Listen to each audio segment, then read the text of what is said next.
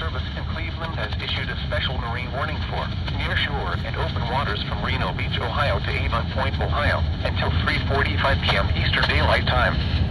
At 2:15 p.m. Eastern Daylight Time, strong thunderstorms were located along a line extending from near Sandusky Bay to 14 nautical miles west of Eure onto 36 nautical miles southwest of Kelly's Island, moving east at 35 knots. Hazard, wind gusts 34 knots or greater. Source, radar. Impact, small craft could be damaged and briefly higher winds and suddenly higher waves.